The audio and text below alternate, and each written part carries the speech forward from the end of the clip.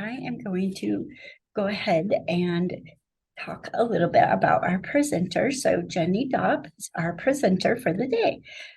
She is a special project coordinator for the Utah Parent Center. Jenny is from Layton, Utah, and holds degrees from Weber State University and Southern Utah University.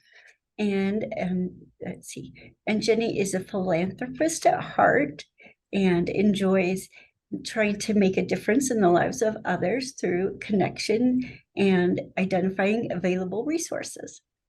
2 decades of working with the disability community and raising a 23-year-old son with multiple disabilities have taught Jenny the critical need for support services and advocacy for families impacted by disabilities. In addition to managing projects for the UPC, like Transition University and Medicaid waivers, Jenny has served as a UPC Parent Advocate Board member, chair, and UPC Development Officer. Jenny served for a decade as the Executive Director for Duplication Cares, a global nonprofit supporting those with a rare chromosome duplication 7q11.23 duplication. When Jenny is not advocating for marginalized communities, she enjoys time with her family, being at the beach, movies, and anything chocolate, which is great. Okay. All right. Well, I am really happy to be here and share with you something that I'm passionate about, which is transition. So I'm going to share my screen. Give me just a minute here.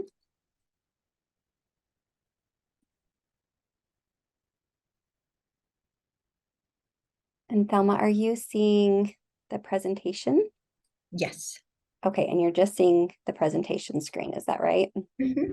Okay, perfect.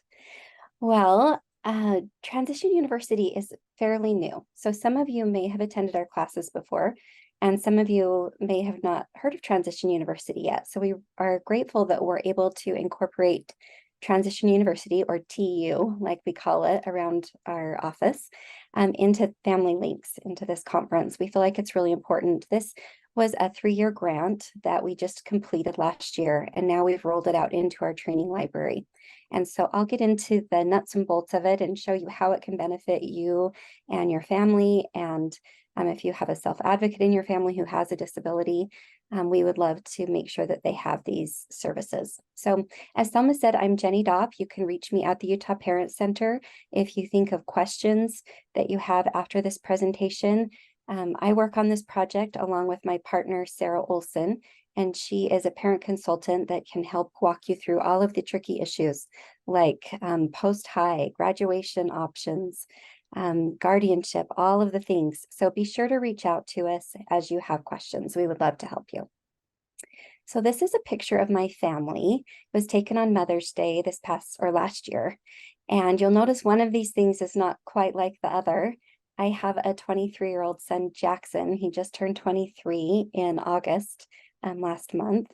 And as Thelma mentioned, he has a chromosome duplication. It's rare, 7q11.23 duplication. They don't name syndromes anymore. It's just the location of the duplication or the deletion.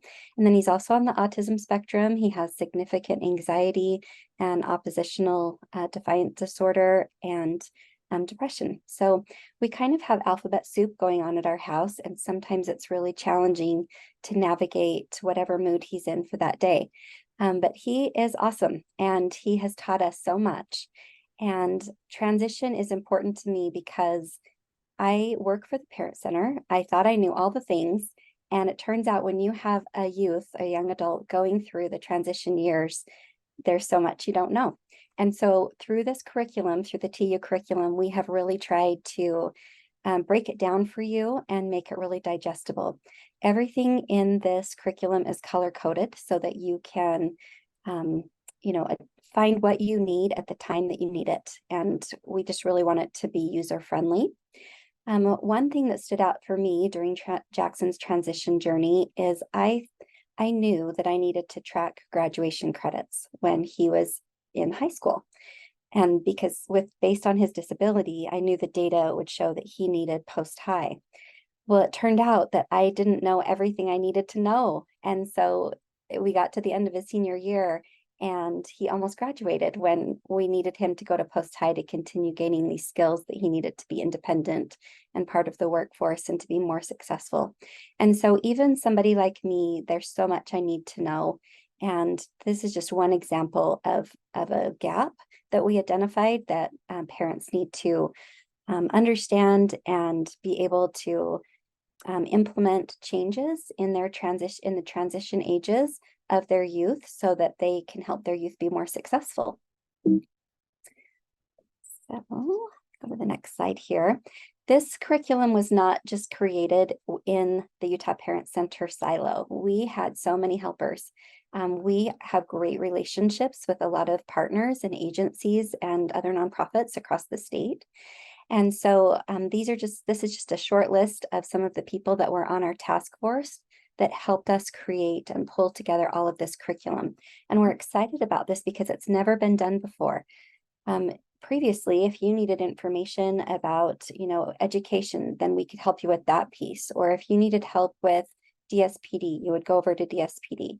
If you needed help with employment, you would work with vocational rehabilitation. And yes, you can still do all of those things, but this is a great way for all of this information to be pulled together so that you can have the information at your fingertips.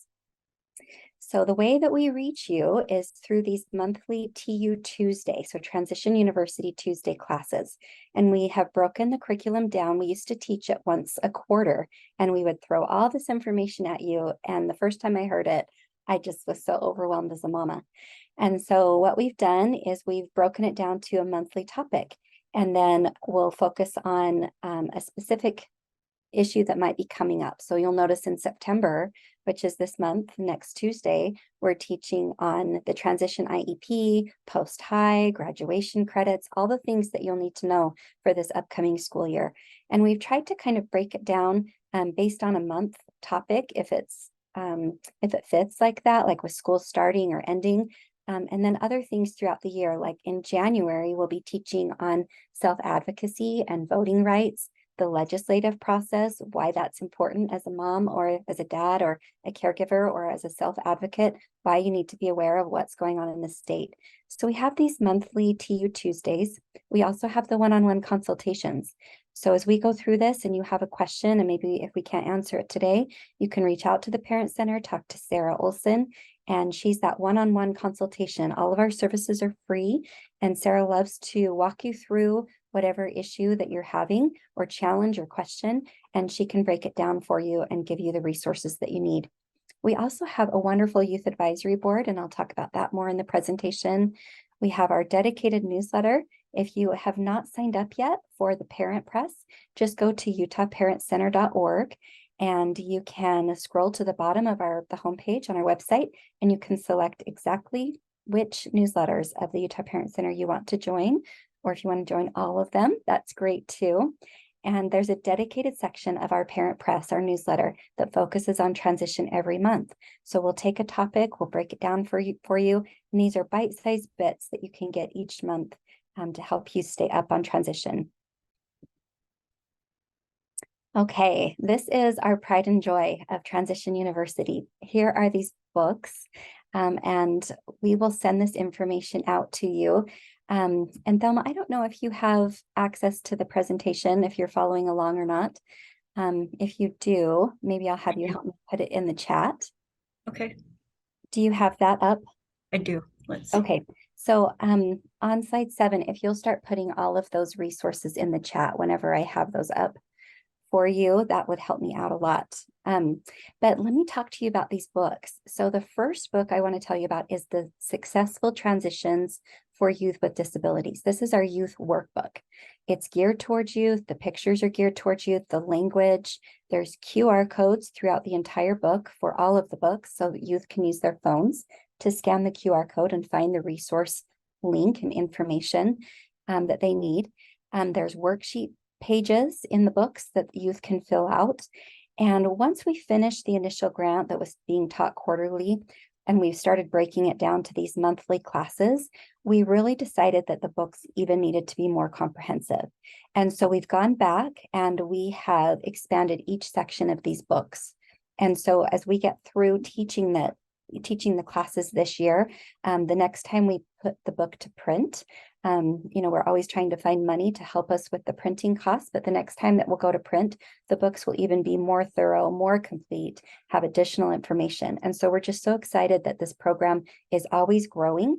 Even today, we just added a page in the transportation section about how to find resources to find an accessible vehicle.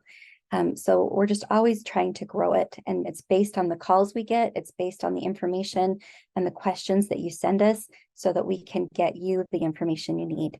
The second book is the Choices booklet, and all of these books are available in English and Spanish. And Choices is geared towards you as a caregiver or a professional, or even my son Jackson. He comprehends a lot of information, so he could utilize both books. But this really goes into depth on each topic. For instance, not only does it talk about guardianship, but supported decision making. It really breaks that down. What is it? How do you use it? What are the tools that you need? How is it different than guardianship? How can you use guardianship and supported decision making together? So it really does a deep dive into each one of the topics that are covered in the youth work booklet. And then, of course, the guardianship booklet is so important. Parents are just stressed about guardianship. It's an emotional decision. Do I need to get guardianship of my youth? Can I use an alternative to guardianship? What are some pitfalls, or what are some tips and tricks for guardianship? Do I need to hire an attorney? Is it going to cost me thousands of dollars, or am I able to use this book and utilize the $35 option through the Utah Courts website? So we really break all of that down for you. In each of the booklets, as I mentioned before, it's color-coded, and it's color-coded into these different sections. So we have citizenship and advocacy, daily life and employment, community living, which covers a lot more than that. It gets into person-centered planning and self-determination. There's safety and security as the red section, social and spiritual, and then also healthy living. And again, all of our partners and collaborators from across the state helped us to develop this. And again, Thelma, if you'll just make sure that link to that booklet's in the chat. As we go through each of these booklets, we have tried to make sure that it's comprehensive enough. So, for instance, in the red section of the Choices booklet, not only is there that supported decision-making piece, but we've also added a section for like estate planning, financial planning. What is an ABLE account? Can my child or can my youth work and also retain their benefits like SSI and Medicaid?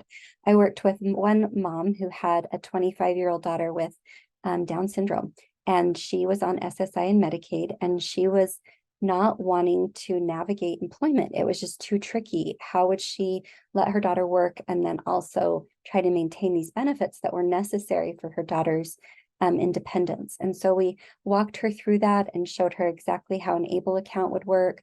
What are the thresholds on something like Social Security, that it is possible to work and still receive benefits. People don't understand like the difference between Social Security work credits and or SSI and SSDI, and all of these tricky terms that maybe when your child was younger they weren't allowed to apply for SSI because you made too much money, and then after they're 18, maybe there's more ability there for them to qualify on their own. So we go through all of these different intricate pieces that come with transitioning to adulthood, because there's so much to know. And a really important tool in the Choices booklet is also all of the healthcare transitioning from a pediatric environment to an adult healthcare environment. What does that look like? Can your youth make their own doctor's appointments? Do I realize that my specialist at Primary Children's Hospital might not be available to me once my youth turns 18 or once we transition out of primaries? So we go through all of these different topics.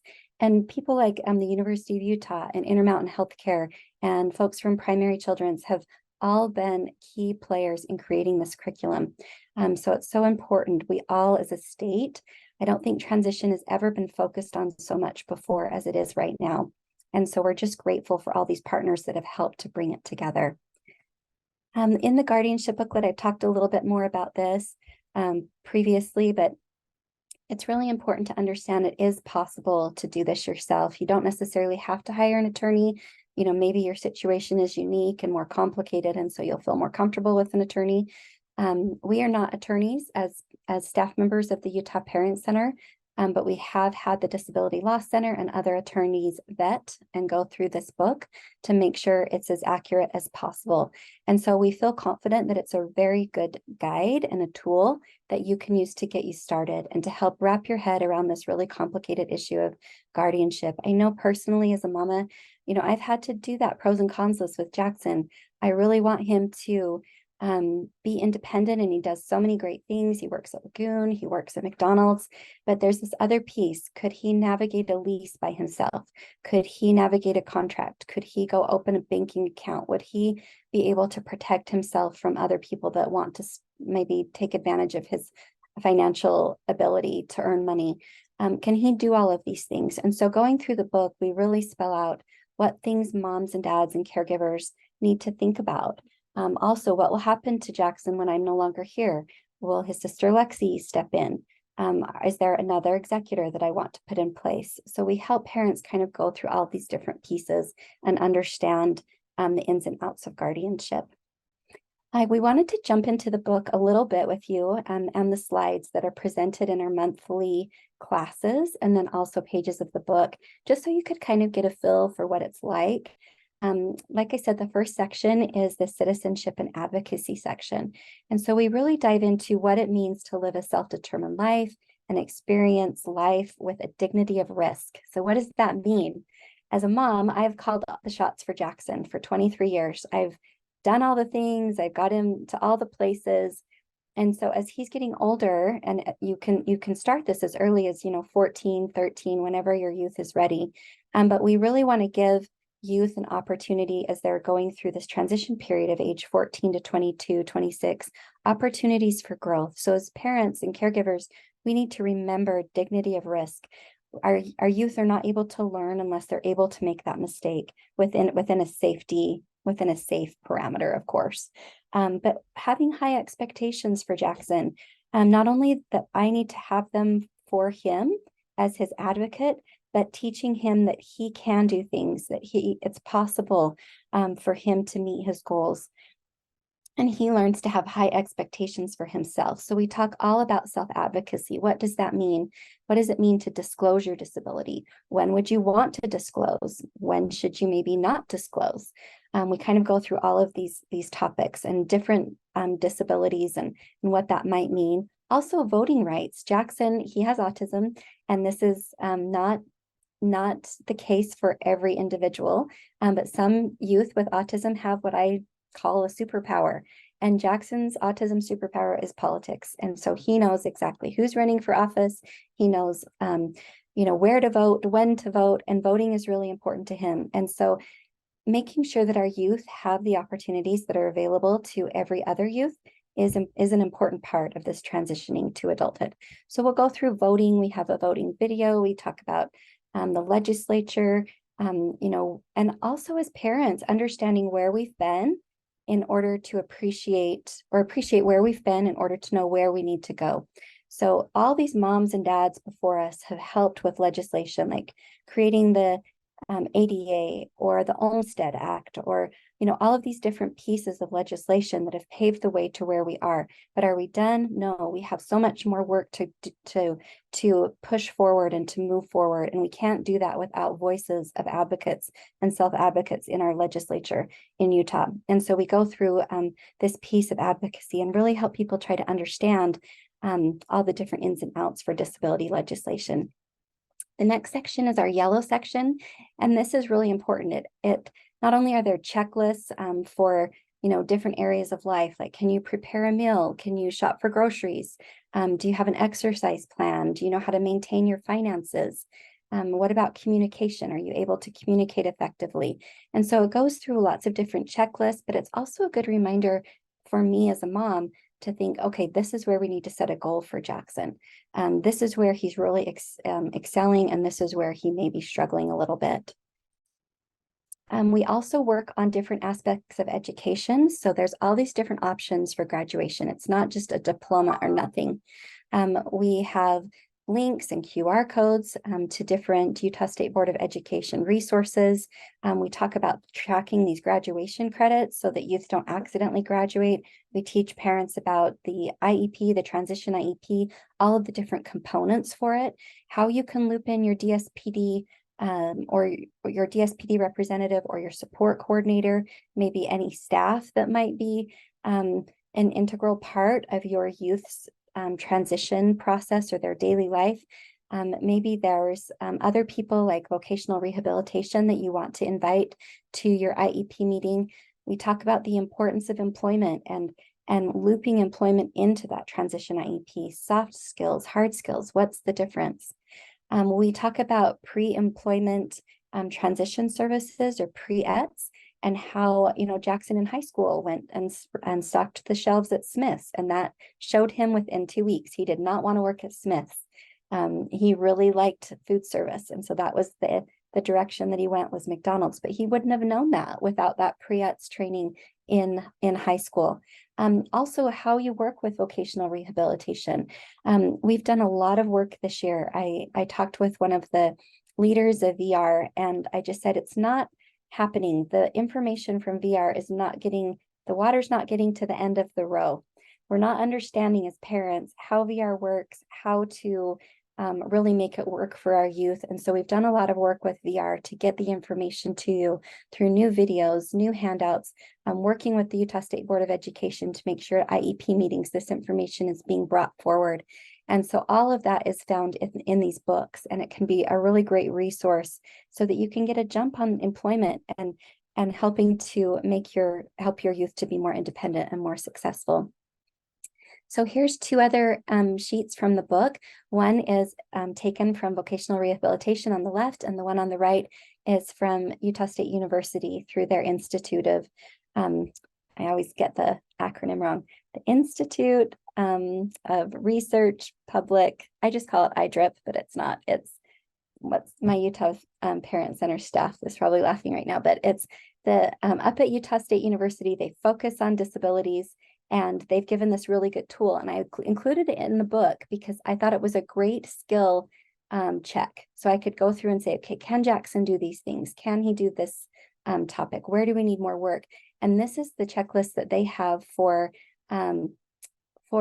people who want to apply for something like Aggies Elevated or UVU's Wolverines Elevated. These are programs available to youth with disabilities in a college setting. And so the book is just full of these types of resources, and we only have time to just show you a few more pages. In the green section, we go into tools like charting the life course. What is a person-centered plan? Before I started working at the Utah Parent Center, I had no idea what a person-centered plan was, why it was important, what charting the life course was. And as I've gotten into this information, it's really shown me how I can sit down with Jackson and help him see the vision for his life. What does Jackson want his life to look like? Where does he want to live in 5 years? Does he have a support network around him? He doesn't have a lot of friends, so who would be his support network? Who would he call if he needed this? Who could he reach out to if mom wasn't available? And it just kind of builds this whole plan for the next, however long you wanted to go out. If you wanted to go out the next 6 months or the next year, what do we want his life to look like? And more importantly, what does he want his life to look like? The tools for supported decision-making, we've talked a little bit about that, but tools for exploring decision-making, how you make decisions, what I always thought Jackson would want to move out and have an apartment. But over and over, he just says, no, I just really want to live here. I really want to live here. That doesn't mean that that's never going to happen. Jackson has accomplished all of these things that I thought he never would do, and he's doing it. His timeline is his own, and that's okay. And as you go through this green section and you start to see all of the different pieces that are available, the tools, the checklists, the plotting and the mapping, it really shows you, what's possible. So I encourage you to look at the green section of both of the books, the Choices booklet and the Youth booklet, and really dig into it and see what tools are available for you. The next section is our red section, Safety and Security. Again, we go into supported decision-making, guardianship, SSI. We've talked a little bit about all of this. What are the benefits of it? What about the clause about room and board with SSI? All of the different little pieces that kind of get tricky for parents. Power of attorney, the different types of power of attorney, whether it's a springing power of attorney or a durable power of attorney. What's an able account? How do you access the money through a stable card? Wills and trusts. What's the difference between a special needs trust and a third party supplemental needs trust? And why would I need to know that? What is UWIPS? It's a great organization that again can help you understand the thresholds for employment and the money that you can earn and Social Security. So we do a deep dive on all of this information. Ticket to Work and the PASS program. These are great tools that people don't often realize are available to them, and it's all outlined in the book. In our orange section, which is social and spirituality, I admit that this section kind of makes me a little bit sad.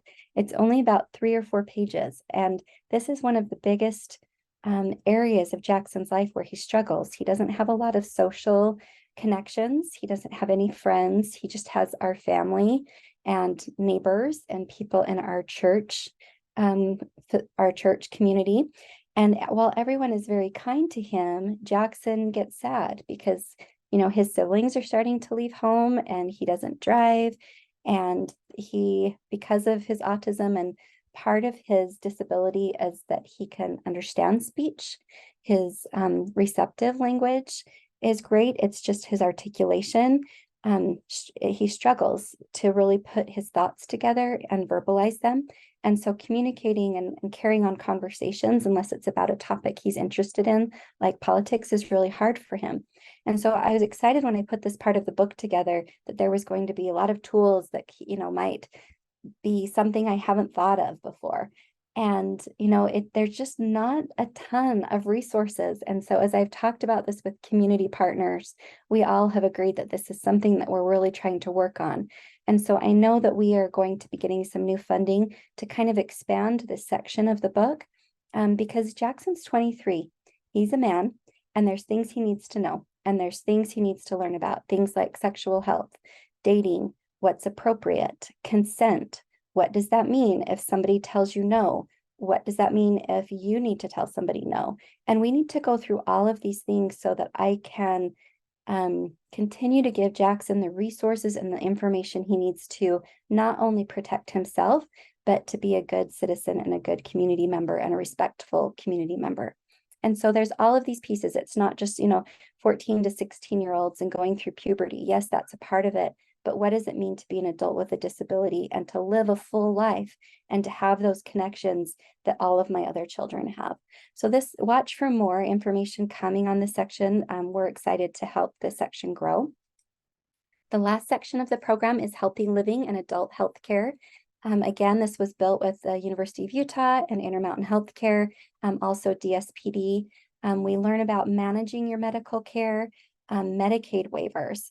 What are they? How do I get on the list? I feel like Jackson's gonna die on the waiting list for DSPD. He's been on the DSPD waiting list for about 10 years. And I know that it's through our advocacy that the legislature will fund the list and more of us will get to come off of the list. But until he does, why is it important that I be on the list?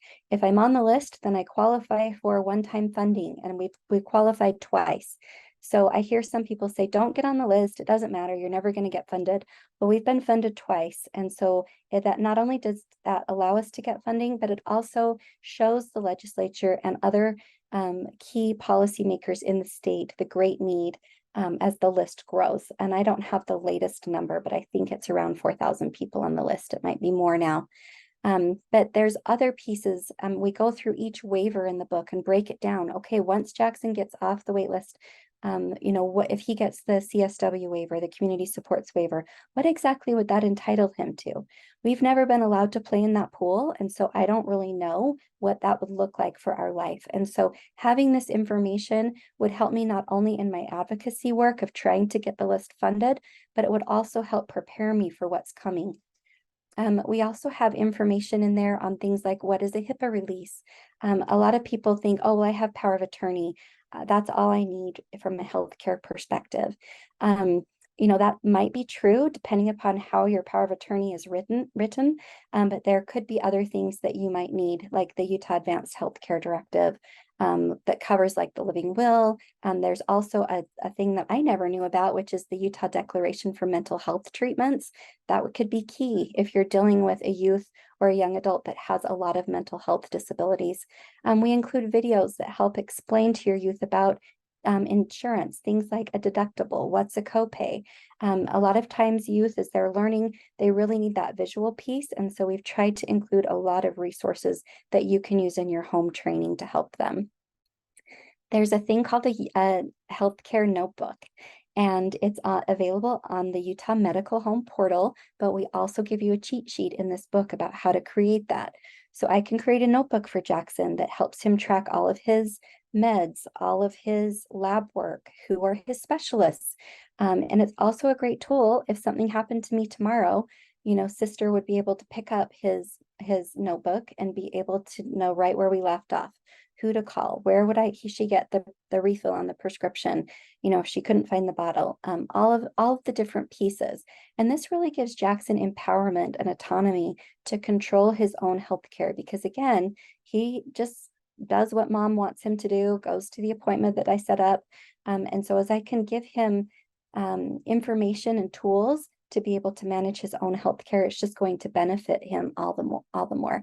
And there's also something called Got Transition, and this is a national tool that's used. And so you can click on these QR codes and these links, that family toolkit, the readiness assessment. Again, it's a great tool to see where you are, where you need to go, things to think about.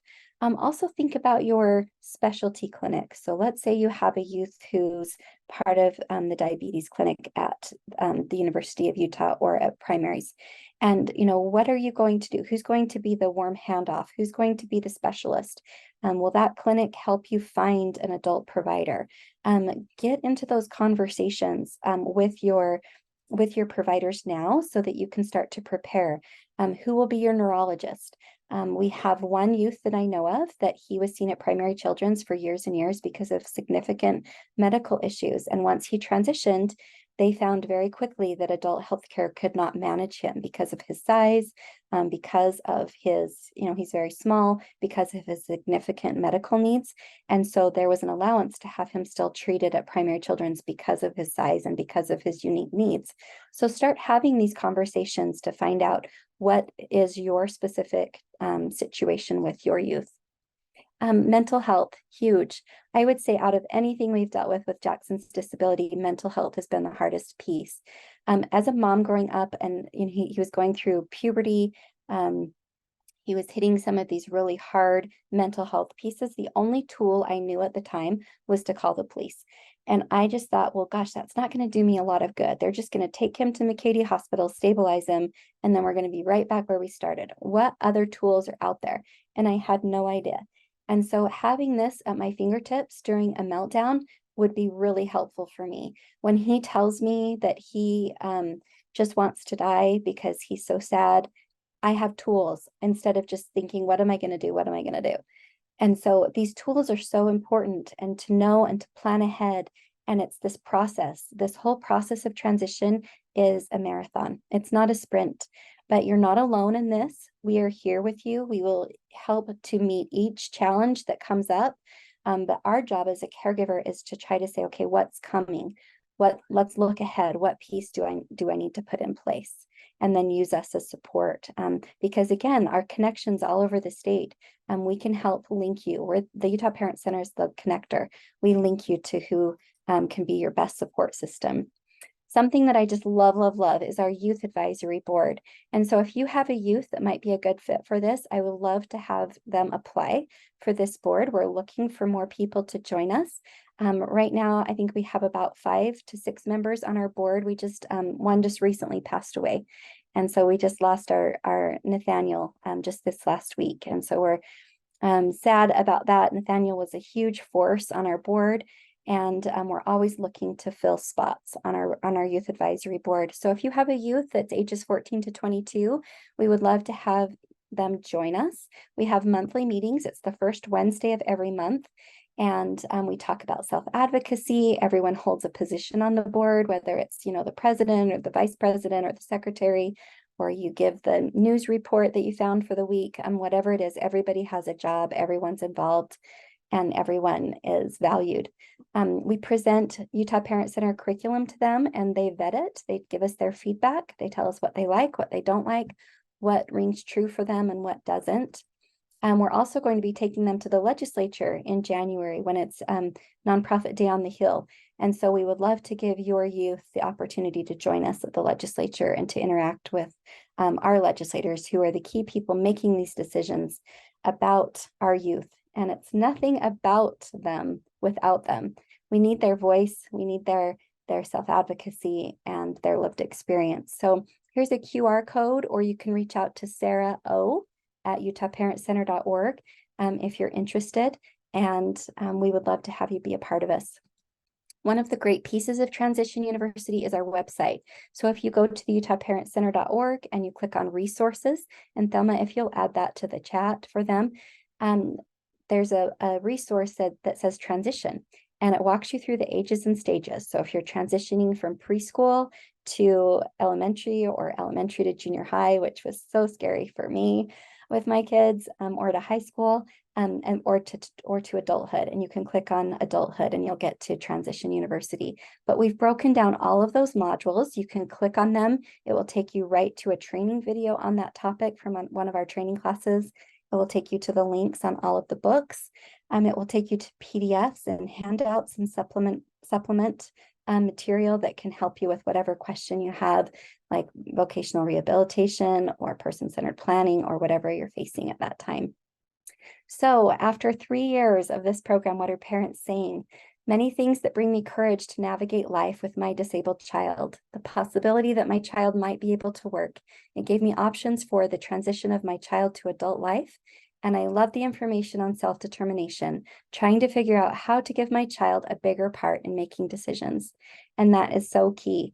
Like I said, I'm not going to be here forever. So what can I do now to prepare Jackson to live a beautiful life?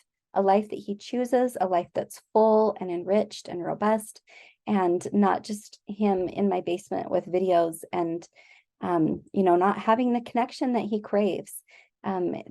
Everybody needs connection. Our souls need to belong and to be part of something. And as caregivers, we can do that through Transition University and to give them the tools to get them started.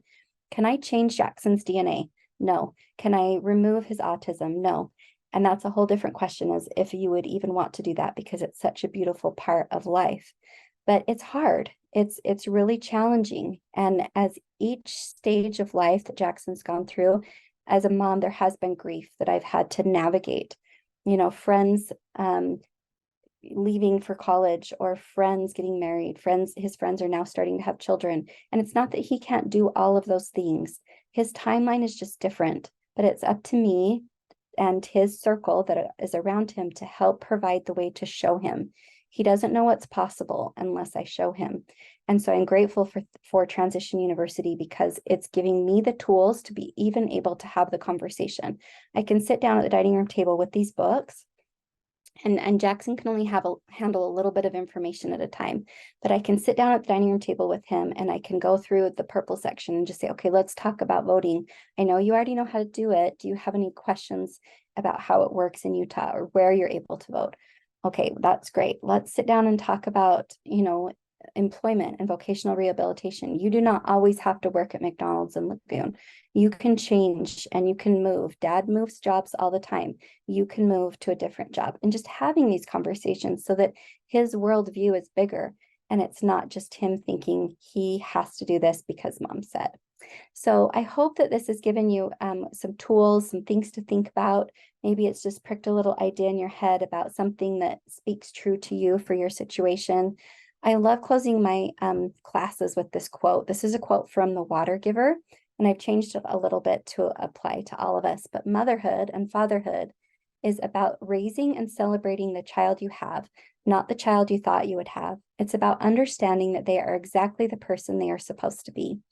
And this is a picture of Jackson and also Jonah, another son of one of our staff members, Joey, our executive director.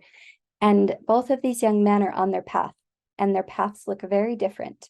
But they're both moving forward, they're both progressing, and they're both creating the life they want. And that's what we want for all of our loved ones. We want them to be successful. So I hope this information has been helpful. We wanted to save some time for questions or anything that maybe you wanted to talk about in the next few minutes. And then I know Thelma will cut us off and she'll announce some winners for our prizes and we'll do one more poll. So what questions do we have? Let me look back at the chat. Okay, hopefully they added Transition University, just utahparentcenter.org. And these books are available in hard copy and in PDFs online.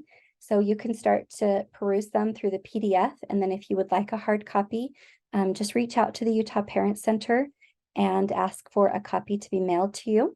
I believe we're also bringing copies of the books to our Family Links Festival. So if you're coming on Friday to Wheeler Farm, I believe the Utah Parent Center table should have some books there if you get there early. And Julia, yes, thanks for saving me with iDrip. It's the Utah State University Institute for Disability Research, Policy, and Practice. I work with them every week, and so we always laugh about that I cannot memorize that. They're great. I love them. In fact, they have a lot of trainings coming out. If you're on a DSPD waiver and you're not on their email list, please get on their list. They have some great trainings. There was one just held last week about moving your loved one out of an intermediate care facility into more of like a grouped home setting. So, and talking about the settings rule and waivers and those types of things, we're going to have a class on that tomorrow night. So if you have a youth or somebody you love that is on a Medicaid waiver through DSPD or one of the other waivers, please sign up for that class. We're going to be covering the settings rule and how that impacts you and your family. Okay, well, I'll turn it back over to you, Thelma. Like I said, I really hope you look at this information, that you kind of take a minute and go through each section with your pen, write down your questions, see what jumps out to you, because like I said, we all have work to do. I work for the Parent Center and I have so much work to do with Jackson. It's overwhelming. And especially if you have significant medical special health care needs or mental health needs, and you're just kind of white knuckling it every day. We see you, we know what that's like, and we want to be a resource for you. So let us help you through it. Okay, thank you. We always appreciate Jenny. She always does wonderful.